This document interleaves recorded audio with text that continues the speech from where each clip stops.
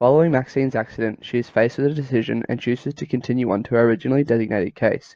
During the following presentation, we will examine Maxine's justification from her personal ethical perspective and discuss whether her actions can be considered reasonable and defensible given the statutory frameworks in place. Finally, systemic changes aimed at mitigating the potential for future reoccurrences will be explored. Firstly, I would like to answer the question of whether I was fit to attend the case on this day. The ethical theory of autonomy states that an individual has the right or condition of self-governance, meaning they are able to make their own informed decisions. I had been cleared to go back to work after completing all of the necessary programs and was declared competent by my employer. I therefore felt, under my own self-governance, that I was fit for work that day. In regards to my driving leading up to the accident, I would like to make reference to Section 78 of the Transport Operations Act. Here it states that a driver must give clear passage for an emergency vehicle which is displaying flashing lights and sounding a siren. It also states that a driver must not move into the path of an approaching police or emergency vehicle with activated lights and sirens.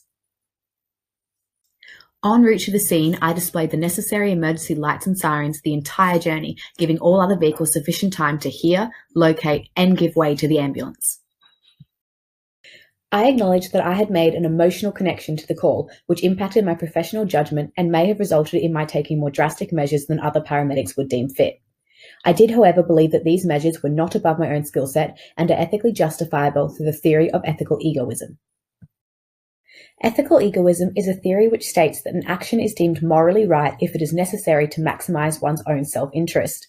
This theory relates directly to my actions after the collision occurred, as it was beneficial to myself to continue en route to the unresponsive infant rather than stop the ambulance. I make this statement as I was on my first day from maternity leave and had made emotional links between this child and my own. I believed that it was necessary that I provide the fastest care to this child or it would be detrimental to my own psychological wellness.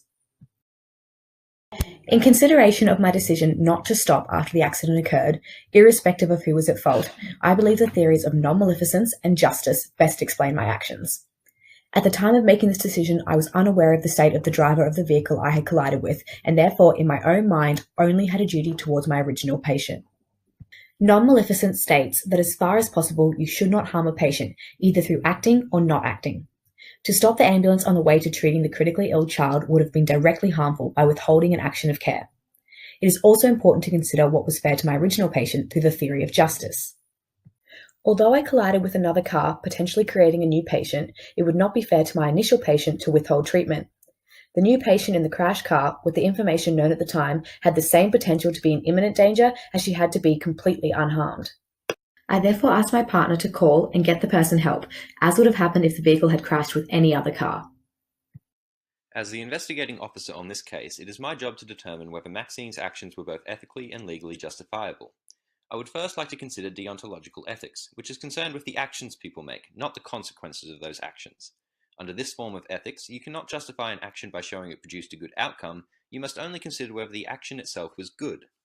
When considering whether or not Maxine should have stopped the vehicle following the accident, deontology says the single action of stopping in response to a crash should be considered, irrespective of the resulting outcomes. From both an ethical and legal perspective, as dictated in Section 92 of the Transport Operations Act 1995, it would have been morally correct to stop and check the state of the other vehicle. Legally, in accordance with Section 306 of the Transport Regulations Act, drivers of emergency vehicles must take reasonable care when travelling through a red light. Although Maxine had the appropriate lights and sirens on when approaching the intersection, her speed and lack of regard for other vehicles cannot be deemed as reasonable precaution. Maxine's justification for this, that her skill level and experience made her actions reasonable, can be disputed through her partner Max's direct opposition to her driving manner. The Transport Regulations Act states that reasonable care is defined as the standard of a competent paramedic of a similar class when confronted with a like situation. Therefore, the opinion of Maxine's partner that she was driving aggressively and taking obvious risks should indicate that she was not taking reasonable care and was therefore at fault in this incident. As a healthcare worker, it is expected that Maxine should put the interests and care of her patients above all else, an ideal supported by the theory of ethical altruism. Ethical altruism is a theory that states that the morality of an individual's action is dependent only on their impact on others, regardless of the consequences to oneself. Using this argument, Maxine's emotional connection to the critically ill infant should have had no influence in determining the better outcome when deciding whether to stop after the accident. Whilst we are not here today to punish Maxine, it is recommended that accountability is ensured through the unified registration of all national ambulance services and personnel. According to Strasser et al. 2013, accountability has been defined as an agent of change on a societal scale. In order to adequately match this, there must be one standard to which all ambulance personnel are held.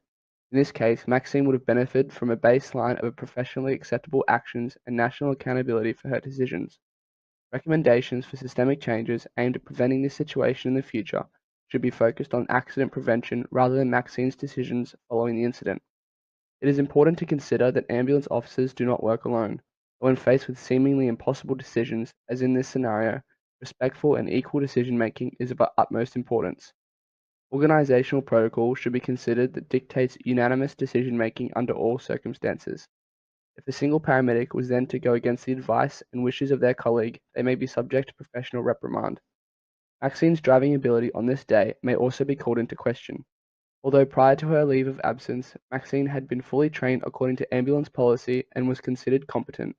A large time away from the service may have reduced her skill set. Even though Maxine may have felt her time away did not affect her abilities, the lack of practice driving at high speeds and under significant pressure may have reduced her reaction time and affected her judgment. The ambulance policy for officers returning to work after any extended period off, greater than 6 months, should be reviewed to include practice driving at high speeds and obstacle navigation to refamiliarize officers with their skill set. In summary, it is integral to emergency services that in cases like Maxine's, both legal and ethical justification for actions are examined so that recommendations can be established to prevent further reoccurrences.